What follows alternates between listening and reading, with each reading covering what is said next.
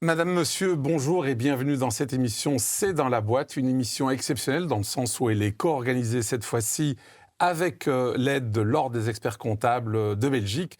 Et ce thème, le thème qui sera abordé aujourd'hui, est un thème un peu particulier puisqu'on va parler d'une justice parallèle qui a l'avantage d'être gratuite, confidentielle, pas chère et qui, visiblement, en tout cas les interlocuteurs qui sont ici autour de la table, autour de moi, le confirmeront, réussit à 90%. Or, cette justice parallèle, comme je la qualifie, est fort peu connue des Belges. Et justement, pour la faire connaître, j'ai à ma droite Sylvie Franquignoul. Bonjour. Bonjour, Amit. Alors, Sylvie, vous êtes juge au tribunal de l'entreprise francophone de Bruxelles et vous êtes effectivement présidente, non pas de ce tribunal, mais de la Chambre des règlements à l'amiable, puisqu'on va parler beaucoup de règlements à l'amiable. Merci d'être là. Micheline Claes, le pilier de l'Ordre des experts comptables. Vous êtes administratrice aussi de l'Ordre des experts comptables. Vous êtes aussi expert comptable certifié et aussi médiatrice. Oui. Voilà, merci Micheline d'être là. Et puis Charles Markovitch. Bonjour Amit. Bonjour. Bonjour Charles, là vous êtes aussi expert comptable certifié et puis médiateur, ça tombe bien parce qu'on va parler de médiation. Alors je vais peut-être vous poser certainement poser la question d'abord à Sylvie, puisque vous présidez cette chambre des règlements à l'amiable. C'est magnifique, on va parler de ce succès, mais avant ça, si cette justice parallèle a autant de succès, ça signifie que la justice, entre guillemets, officielle, traditionnelle, classique, je ne sais pas quel est le terme qu'il faut utiliser, est en échec. Je ne verrais pas ça du tout comme cela. Moi, je pense que le règlement amiable n'est pas à la place de, c'est juste un outil complémentaire qui est proposé aux justiciables et qui répond à un besoin d'humanité avant tout. Et dans le procès classique, il n'y a pas trop de place à ce moment-là sur les arguments de droit, tandis qu'en règlement amiable, on va se reconcentrer sur l'humain. Alors, tous les deux, vous avez déjà pratiqué la médiation dans votre expertise, je dirais, quotidienne ? Tout à fait, à plusieurs reprises. Et Micheline aussi ? Moi aussi, et plus particulièrement dans le cadre de mes fonctions comme juge consulaire, puisque je siège régulièrement avec Sylvie dans cette chambre des règlements amiables. Alors, Sylvie Franquignoul, vous faites allusion à 90%, je dirais, de taux de réussite de ces règlements à l'amiable. Comment est-ce qu'on arrive à un taux aussi élevé ? Comme je viens de vous le dire, parce que je pense que nous apportons une réponse à un besoin du justiciable qui est de l'écouter, de comprendre ce dont il a vraiment besoin. Et je pense que si on arrive à avoir autour de la table des justiciables qui ont envie de trouver une solution, en déblayant la situation, en clarifiant certains malentendus et en recherchant le besoin de chacun, il y a quand même, la preuve, c'est ces fameux 90%, beaucoup de chances d'arriver à une solution qui peut convenir à tout le monde. Alors quand je vous entends, j'ai l'impression que c'est une sorte de nirvana par rapport au processus habituel, classique de la justice. Comment se fait-il, et vous avez fait allusion aussi à ça dans l'un de vos textes, comment se fait-il que la majorité des Belges ne sont pas au courant de cette autre forme de justice ? Alors, disons que les chambres de règlement amiable, les projets pilotes ont commencé en 2020. Donc, depuis 2025, il faut une chambre de règlement amiable dans toutes les cours et tribunaux. Donc, c'est, je dirais, assez nouveau. Donc, il faut informer, il faut former, il faut mettre cela en place. Mais en 5 ans, par exemple, nous sommes passés à 1 audience par mois, à 8 audiences par mois. Donc vous voyez que ça se développe vraiment très très vite. Et donc ça se connaît de mieux en mieux et de plus en plus. Donc ça c'est magnifique, on voit qu'il y a une progression, en tout cas une demande fortement. Alors il y a un truc que vous allez m'expliquer. On lit dans la presse, on entend à la radio, à la télé que la justice est sous-dotée, que ce soit en termes de moyens humains, de moyens financiers, d'informatique, de mobilier, que sais-je. Et là on vous demande de faire encore plus. Comment vous allez y arriver ? Alors, je ne dirais pas qu'il faut faire encore plus, je dirais plutôt qu'il faut faire autrement. Donc effectivement, la justice a des problèmes de moyens, on n'a pas de moyens suffisants, c'est certain. Mais je pense qu'avec des moyens insuffisants, il y a moyen de réfléchir autrement. Et donc justement, le règlement amiable va permettre justement de ne pas demander des moyens en plus, mais juste d'allouer les moyens ou le peu de moyens que nous avons d'une autre manière. Et donc, comment d'une autre manière ? Parce que les juges, vous êtes déjà débordés et il faudra bien prendre ce temps sur quelque chose d'autre. Par exemple, un dossier qu'on va traiter en règlement amiable, c'est un dossier qu'on ne devra pas traiter dans le cadre d'une procédure classique avec un jugement de condamnation, etc. Donc c'est un peu des vases communicants. ce qu'on va régler en règlement amiable ne devra pas passer dans la procédure. Et donc, il faut faire de la place au règlement amiable et ça va d'office travailler ensemble. Oui. D'office. Allez-y, Charles. Oui, je crois qu'il y a pour répondre à votre première question, il y a la disposition du... sommes-nous disposés à tenter un règlement amiable pour trouver une solution qui ne va pas être conflictuelle jusqu'au bout? Et là, on a tous dans nos professions un rôle à jouer. Et effectivement, comme Sylvie le dit, si on arrive à résoudre un problème de manière amiable, ça prend moins de temps, il y a un taux de succès phénoménal, 90%, beaucoup plus encore de possibilités, et ça va libérer du temps pour d'autres dossiers. Et c'est un peu comme une spirale. Plus on y va, plus ça marche, plus on réussit. Oui, c'est un cercle vertueux. Enfin, voilà. C'est un cercle vertueux. Alors, ce cercle vertueux, imaginons que j'ai un litige commercial avec un sous-traitant, que sais-je, etc. Concrètement, comment est-ce que je fais? Je vais peut-être laisser Sylvie répondre et j'enclencherai après. Eh bien, allez-y, Sylvie. Alors, il y a deux voies. La première, soit vous êtes déjà dans le cadre d'un procès et à n'importe quel moment, vous pouvez demander de passer devant une chambre de règlement amiable à laquelle vous pourrez faire une conciliation, ou bien vous pouvez demander d'aller en médiation. Ça, c'est deux modes de règlement amiable distincts qui se ressemblent, mais qui sont... Conciliation, expliquons donc. Conciliation, c'est quoi la différence entre conciliation et médiation? Alors, la conciliation, je vais vous parler, moi, de la conciliation judiciaire qui est faite par un magistrat. Okay. Parce qu'il y a, par exemple, dans les experts font de la conciliation aussi dans le cadre de leur expertise. Donc, il n'y a pas que la conciliation judiciaire par un magistrat. Mais moi, je vais vous parler de celle-là, puisque c'est ce que vous pratiquez. C'est ce que moi, je pratique. Nous allons donc recevoir les parties, mais par un temps limité. Donc, en moyenne, on fait 2 heures, 2 heures et demie pour essayer de trouver une solution qui peut convenir à toutes les parties. Et ça, c'est une seule séance. En 2 heures, on met les parties en litige et on essaie, après 2 heures, de sortir avec une solution. C'est correct, c'est correct. Donc, on a un temps imparti, puisque, vous l'avez dit, nos moyens sont limités. Donc, si on commence à prendre 10 heures par dossier, on n'aura pas le temps. Donc, on a un temps limité. Ça, c'est sûr. Ça, c'est l'inconvénient majeur, je vais dire, de la conciliation devant la chambre de règlement amiable. Ça, c'est la première forme, conciliation. Et alors, voilà. à l'amiable? L'avantage, ou un point différent de la conciliation, c'est donc qu'elle est faite par un magistrat. Le magistrat, lui, il a sa posture de magistrat, il connaît les droits des parties, comment ça fonctionne, etc. Donc, il va pouvoir vraiment aider dans la recherche de la solution, voire même proposer des solutions, expliquer, donner de l'info. Donc, le magistrat a cette posture-là. La médiation, ça c'est donc en dehors du tribunal. Le médiateur n'a rien à voir, n'est pas membre du tribunal. C'est quelqu'un d'externe, c'est un indépendant. Ou un expert comptable. Ça peut être un expert comptable, ça peut être un avocat. En matière familiale, ça peut être un psychologue, ça peut être un entrepreneur. Donc voilà, c'est pas que les avocats, mais il y a quand même beaucoup d'avocats dans les médiateurs. Donc ils ne sont pas membres du tribunal, ce sont des externes. Et eux, ils vont aussi appliquer des outils pour essayer de trouver une solution amiable dans ces dossiers-là. Mais là, ils ne sont pas limités par 2 heures. Eux, ils ne sont pas limités par 2 heures, puisque eux, ils sont payés. Et donc... Vous voulez dire qu'ils ont intérêt à ce que ça traîne, c'est ça? Non, c'est pas ça que je veux dire. Ce que je veux dire par là, c'est que eux, les parties vont devoir décider du temps qu'elles vont vouloir y consacrer, parce que ça va aussi leur coûter des frais supplémentaires, mais qui, à mon avis, sont vraiment limités par rapport à les frais qui sont engagés dans le cadre d'une procédure judiciaire. Mais disons que eux, tant que la partie estime que cette médiation a un intérêt, que ça avance, que les discussions vont dans le bon sens, les parties peuvent décider de continuer. En général, les médiations, et là je me retournerai vers les médiateurs qui sont ici présents, mais en général, en 1 mois, 2 mois, 3 mois, il y a une solution. Donc c'est quoi? C'est très 3, 4, court. 5 séances? Oui. Exact. Voilà. Okay. Alors, je vais revenir vers vous, tous les deux, pour l'aspect pratique de la médiation. Juste un petit retour en arrière sur la conciliation. Effectivement, vous dites, voilà, il y a un litige, les 2 parties prenantes sont là, je suis juge, j'interviens. En gros, j'ai 2 heures pour résoudre. Mais là, vous transformez le rôle du juge, enfin, c'est mon impression, en sorte de psychothérapeute. Et ma question, c'est, est-ce que vos juges, et vous-même, êtes formés à ça, puisque c'est un autre métier? Alors, c'est effectivement un autre métier. Il y a des magistrats qui n'ont pas envie de faire ce métier-là. Ça arrive, c'est pas grave.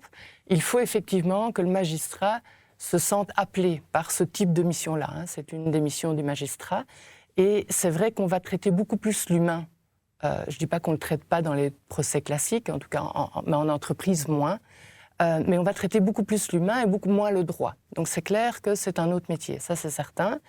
Il y a des formations. Les magistrats qui siègent en chambre de règlement amiable sont formés. Donc je pense qu'il y a vraiment 2 volets. 1, il faut le vouloir et avoir la fibre. Et 2, il faut suivre une formation parce que ça demande des compétences spécifiques qui sont différentes. Parce que je siège aussi dans des chambres, je vais dire, classiques de plaidoirie, mais c'est clairement un autre métier. On ne fait pas du tout la même chose. Alors Charles, Oui. rebondissez là-dessus. Vous, c'est plutôt l'aspect médiation. Je rebondis en ajoutant une autre forme de conciliation qui est la mission qu'on donne à un expert judiciaire, qui est une mission qui est incluse dans le code judiciaire. Donc, l'expert judiciaire doit passer par là, mais on peut en avoir envie, comme moi, parce que ça permet de résoudre un litige de manière plus amiable qu'en allant jusqu'au bout de la procédure. Il y a une distinction là, parce qu'on est quand même focalisé sur l'aspect technique du litige, tandis que la même personne qui va intervenir comme médiateur va être focalisée aussi sur les volontés, les aspirations, les besoins des parties, avec un focus un peu plus humain ou beaucoup plus humain, en plus de l'aspect technique. Donc on va avoir une résolution d'un litige, client-fournisseur, mais aussi on va se demander pourquoi on est là et comment on a envie de continuer. Et pour terminer en répondant à votre question il y a quelques minutes, qu'est-ce qu'on fait si vous avez un litige avec un de vos sous-traitants ou un fournisseur ? Exact.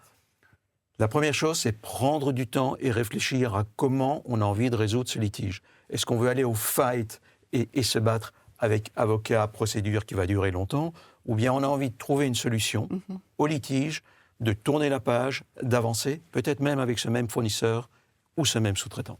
Micheline ? Et c'est là où c'est intéressant pour les chefs d'entreprise et les dirigeants, c'est de savoir que justement, à côté des procédures habituelles qui demandent beaucoup d'investissements, non seulement financiers, mais aussi, je dirais, psychologiques, parce que finalement, le chef d'entreprise qui est dans des difficultés, ça le ronge quelque part et ça l'empêche de faire son vrai rôle de dirigeant, de poursuivre sa croissance, de poursuivre le développement de son entreprise. Donc c'est tout à fait différent. Et puis il faut savoir qu'en médiation, il y a 4 règles bien particulières et c'est aussi pour ça que c'est très intéressant. D'abord, si on le fait, il faut que les 2 parties le veuillent. C'est volontaire. C'est nécessaire, sinon on ne peut pas être autour. Voilà, exactement. Ça, c'est un premier point. Deuxième point, c'est que c'est confidentiel. Donc, tout ce qui se dit devant le médiateur, ne sort pas de la pièce. Voilà, ne sort pas de la pièce. Ce qui permet aussi aux 2 parties de pouvoir exprimer tout, non seulement leurs difficultés, mais aussi leur ressenti. Parce que souvent, quand on va en justice, c'est pour un principe. C'est parce qu'on veut avoir quelque chose. Et si on ne l'a pas, on estime qu'on n'est pas récompensé, mais qu'on n'est pas reconnu comme étant celui qui... C'est pas ça la médiation. La médiation, c'est plus de donner la parole aux 2 parties, de dire, voilà, on reconnaît tous vos efforts d'un côté comme de l'autre, et donc on essaye, et ce sont les parties, pas le magistrat nécessairement, mais les parties qui vont rapprocher leur position et trouver une solution. Et quand ce sont les parties qui trouvent elles-mêmes leur solution, appuyées par un magistrat, des médiateurs, des experts comptables qui finalement ont un rôle essentiel parce qu'ils ont les chiffres en main, eux. Les avocats, ils sont plus là, je dirais, pour finaliser un accord en droit. Les experts comptables sont là pour donner les bons chiffres, répondre aux bonnes questions, de manière à repartir vers une croissance, vers un développement. Alors, vous venez d'utiliser le terme d'avocat. Il n'y a pas d'avocat autour de cette table, faute de place tout simplement. Mais ce sont des grands absents, parce que souvent dans un litige, spontanément, on pense plus à l'avocat qu'à une autre profession libérale. Mais là, est-ce que l'avocat, est-ce son intérêt de pousser vers la médiation, sachant qu'il vit du timesheet et qu'il a intérêt à ce que la procédure, le litige dure, qu'on aille vers le tribunal, puisque c'est sa vie? Alors, je ne sais pas si vous pouvez en parler. Qui veut réagir là-dessus? Je pense que c'est... Ou est-ce que j'ai une vision noire du métier d'avocat qui est formidable par ailleurs, c'est pas ça, mais... Je pense qu'avec l'évolution de la Chambre de règlement amiable, on a vu également une évolution du positionnement des avocats. Au début, c'était peu connu, donc on a toujours un peu ses craintes quand on n'est pas dans sa zone de confort. Mais les avocats maintenant savent ce que c'est une Chambre de règlement amiable. Beaucoup sont déjà venus assister et conseiller des clients dans le cadre du règlement amiable. Et ils ont pu vraiment vivre et se rendre compte de l'intérêt que ça a et aussi du fait que les clients ressortent de là très contents. Et donc, je pense qu'hormis la question du timesheet et de faire un maximum d'heures, je pense qu'ils se sont vraiment rendus compte qu'il y a autre chose, à mon avis, aussi important, c'est la satisfaction du client. Parce qu'un client qui est satisfait, c'est un client qui va faire de la bonne publicité, qui va ramener d'autres clients. Et je pense maintenant qu'il y a vraiment une grande évolution. Et d'ailleurs, on le voit pendant l'audience de conciliation. On voit maintenant à quel point les avocats sont convaincus par le processus et aident et participent à ce processus. Je pense qu'il y a vraiment une belle évolution dans ce sens. Positivement, parce que, oui, allez-y, Charles. Oui. Il y a évidemment la volonté de satisfaire le client et de répondre à ce qu'on croit être ses besoins. Mais je pense qu'il y a aussi la satisfaction personnelle d'avoir contribué à la solution. Réussite. Moi, quand j'interviens comme médiateur ou comme expert judiciaire, quand j'arrive à concilier les parties en tant qu'expert, je suis content pour elles, mais je suis aussi content pour moi parce que j'y ai contribué. Et ça m'aide à progresser dans ma carrière, dans mon évolution, etc. Et j'ai un cas d'une expertise avec 2 confrères réviseurs d'entreprise, pour l'instant. On a 2 avocats. Et d'après mes 2 confrères, les 2 avocats ne sont pas très enclins à la conciliation, mais on a des réunions techniques à 3, sans les avocats, et on va leur servir une proposition sur mesure, dans l'intérêt des parties, parce que mes confrères sont en lien direct avec leurs clients.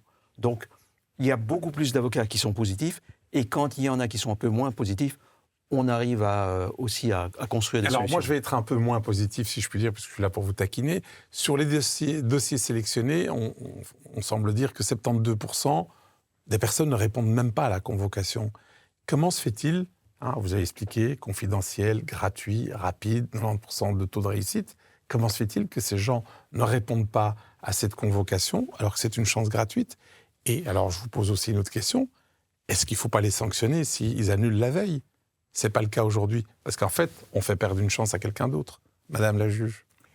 Alors, c'est une question que je me pose aussi, parce qu'effectivement, on se dit, voilà, ils n'ont rien à perdre. Il faut savoir que la conciliation, si elle ne fonctionne pas, les parties peuvent retourner au procès classique, donc ils n'ont rien perdu. Mais parfois, je pense peut-être qu'il manque de l'information, que peut-être que les gens ne savent pas encore suffisamment ce que c'est. Pourtant, on met en annexe à la convocation une bonne explication sur ce que c'est, ce qu'on attend d'eux et ce qui va s'y passer. Mais je suis sûre qu'avec l'évolution des mentalités qui est complètement en train de se faire pour l'instant... Vous restez résolument optimiste. Mais certainement. Désespérément optimiste. Pas désespérément, non. Résolument. Mais votre idée, elle est top, je trouve. Quand vous avez un rendez-vous à l'hôpital, on vous dit, si vous n'annulez pas 48 heures à l'avance, vous devrez payer un forfait de 50 ou de 100 euros. Ça pourrait être le cas. Après, vous l'appliquez ou pas. Ouais, c'est une suggestion. C'est une question de respect du tribunal. Oui. C'est une question de respect, de civilité. Donc ça me paraît être... Alors je vais jouer aussi au philosophe que je ne suis pas. Qu'est-ce que vous répondez? Par exemple, vous, Charles, à quelqu'un qui dirait c'est très sympa tout ce que vous nous expliquez, mais quelque part, cette justice parallèle, c'est une forme de privatisation silencieuse de la justice, dans le sens où on ne sait pas ce qui s'est déroulé, il y aura peut-être même plus de jurisprudence, etc. Le droit ne va peut-être même pas évoluer, parce que tout s'est fait entre deux portes. Qu'est-ce que vous répondez à ce genre de... Non, je ne crois pas que c'est une privatisation. Je pense que c'est une procédure ou un fonctionnement dans le système judiciaire qui est un peu différent de ce qu'on a connu jusqu'à présent. Et je pense que s'il y a plus de litiges qui sont résolus de manière amiable par conciliation, par médiation, c'est parfait. Et la jurisprudence évoluera. Mais on ne va pas dire on veut garder beaucoup de litiges de manière technique et longue pour éviter d'avoir des litiges courts résolus à la satisfaction des parties. Donc, c'est la solution qui compte, en fait. C'est oui, la solution, l'intérêt des parties, voilà. L'intérêt du système de manière générale. Et la solution passe avant la jurisprudence, autrement dit. C'est comme si vous disiez il faut arrêter de négocier. Dès qu'il y a un problème, il faut aller trancher le problème au tribunal. Ça n'a pas de sens. Le tribunal, pour moi, c'est la dernière carte à jouer. La négociation, c'est quand même la première. Et ce que les parties négocient, là, c'est complètement en dehors des tribunaux. Il n'y a aucun magistrat, aucun médiateur qui intervient. Pour moi, ça, c'est la première, le premier pas qu'on fait quand on a un différend.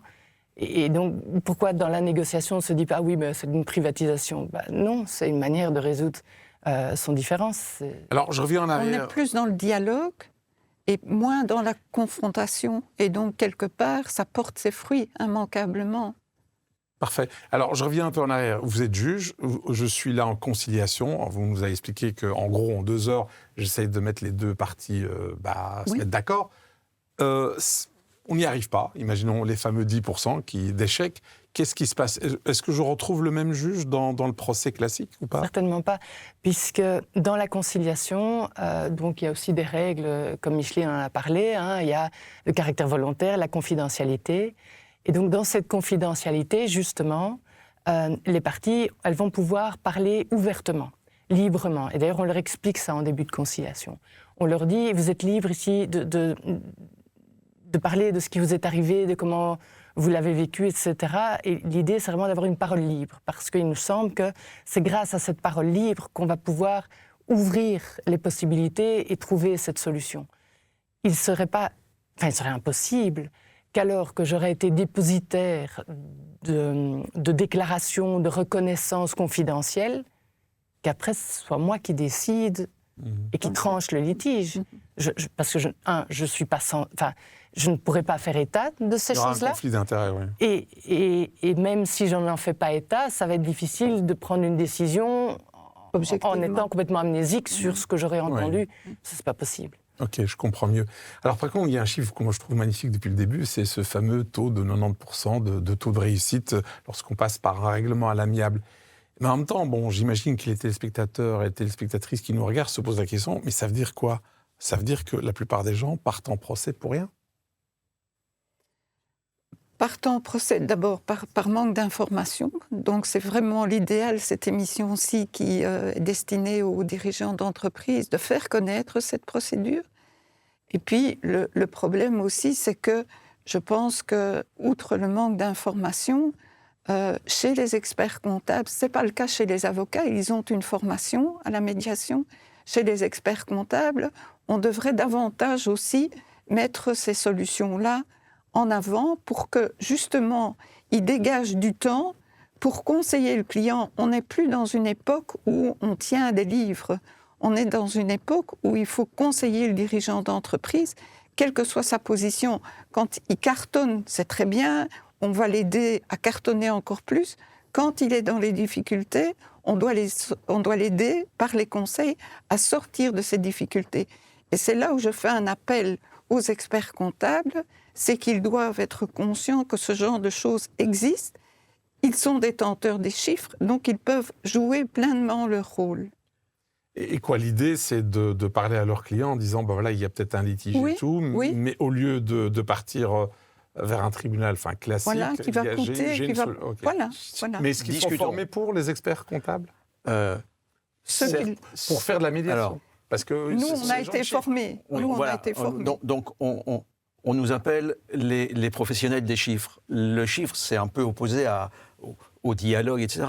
Il n'y a pas de formation générale des experts comptables, et ça serait bien d'en avoir. Nous, effectivement, en tant que médiateurs agréés, on est formés, mais c'est sur le côté. Et puis, il y a la volonté, il y a l'envie. Est-ce qu'on a envie de se spécialiser, de consacrer du temps à ce genre de mission, où on a une activité, une pratique plus habituelle? Donc, tout le monde ne le fait pas, mais tout le monde devrait être sensibilisé à une résolution amiable d'un conflit de nos clients. Il y a une étude il y a quelques années qui montrait que le Belge va en moyenne 7 fois plus en justice, en procédure judiciaire, que les voisins néerlandais, allemands, etc. Est-ce qu'on est plus heureux? Non, mais on est moins formé à la résolution amiable. Donc, le 90%, c'est formidable. Et il y a moyen de faire grandir le nombre de résolutions amiables, non pas en pourcentage, puisqu'on est à 90%, mais en nombre, en quantité. Il y a un potentiel immense. Alors, Sylvie, on est dans une émission économique. Micheline y a fait allusion, donc on a parlé essentiellement d'économie. Faisons juste une parenthèse de peut-être d'une minute. Cette méthodologie, cette justice parallèle, règlement à l'amiable, elle est aussi valable pour des matières plus civiles, divorce, conflit de voisinage ou du pénal léger? Donc en fait, les chambres de règlement amiable existent en matière familiale depuis 2014. Ah oui, quand même. Ce n'est que depuis 2020 qu'on a mis en place ces chambres de règlement amiable dans les autres matières. Donc aussi bien en entreprise, en civil, même en fiscal, en saisie, travail, donc vraiment toutes les matières. Et donc c'est vraiment en train de se développer énormément. C'est d'ailleurs depuis le 1er septembre 2025 obligatoire dans toutes les cours et juridictions doivent avoir leur chambre de règlement amiable. Et ce qui est important aussi, au début de l'émission, je vous avais expliqué que si vous avez un procès, à n'importe quel moment de votre procès, vous pouvez demander d'aller à la chambre de règlement amiable.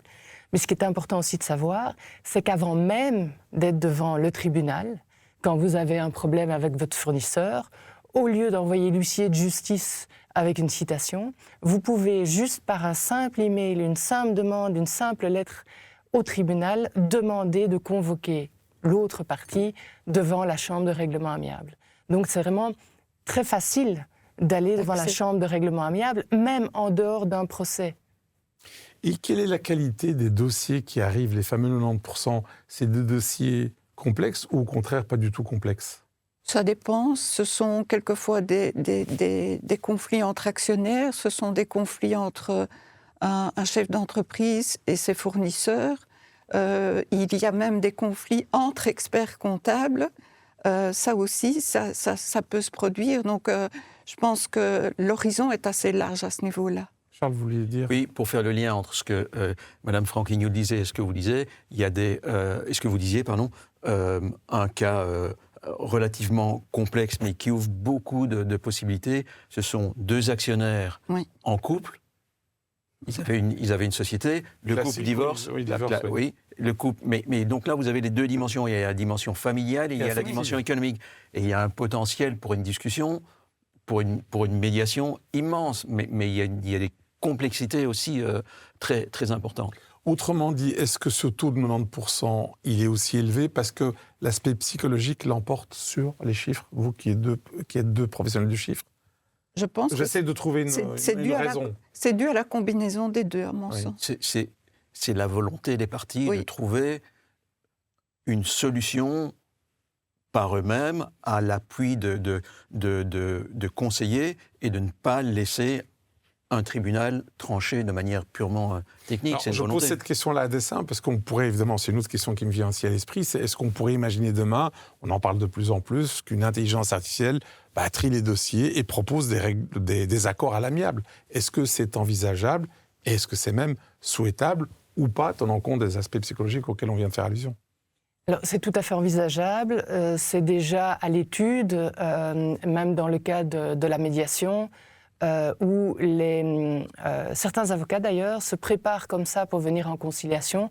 Ils demandent à l'intelligence artificielle de brainstormer sur les différentes possibilités d'accords qu'il pourrait y avoir. Donc oui, ça existe. L'intelligence artificielle, je pense, va faire sa place même dans le règlement amiable. La seule question que j'ai, où je pense que ça va être plus compliqué, c'est que de l'expérience que j'ai en conciliation, un élément clé de la conciliation, comme je vous l'ai dit, c'est l'humain. Et c'est le fait que les personnes ont besoin de parler à un humain, d'être écoutées par un humain. Et ça, je pense que l'intelligence artificielle, si on se limite à l'intelligence artificielle, ça ne va pas aussi bien fonctionner parce qu'il y a cet humain que l'intelligence artificielle ne sait pas remplacer. Okay. Ça, c'est pas possible. Alors, on termine cette émission, malheureusement. Les 30 minutes vont très, très vite. Charles et Micheline, si vous êtes en contact permanent donc avec des chefs d'entreprise qui sont aussi vos clients en tant qu'experts comptables et tout, si vous deviez en 30 secondes convaincre l'un de ces chefs d'entreprise qui serait encore sceptique, d'utiliser cette méthode du règlement à l'amiable plutôt que d'aller en procès, vous lui diriez quoi? Moi, je lui dirais, et je dirais à mon confrère, parce qu'ils sont deux, prenez le temps, prenez une demi-heure pour vous asseoir, pour discuter de ce problème en faisant abstraction des autres choses du quotidien, et demandez-vous comment vous voudriez résoudre ce litige de manière amiable, aussi de manière efficace financièrement, plutôt que de foncer dans une procédure. Prenez le temps. Micheline, le mot de la fin? Je pense que le dialogue prévaut toujours, selon moi, par rapport à la confrontation. Or, le dialogue, c'est la chambre des règlements amiables. La confrontation, c'est plus le judiciaire au sens traditionnel du terme. Donc, voilà, il faut être sensible si on l'est. Et si on parvient à convaincre son client, c'est tout profit pour tout le monde. Parfait. Je remercie en tout cas l'Ordre des experts comptables de nous avoir permis de réaliser cette émission, de vous avoir tous les trois autour de cette table. Merci à tous les trois pour votre temps et votre expertise. Merci. Et moi, je vous retrouve la semaine prochaine. Merci.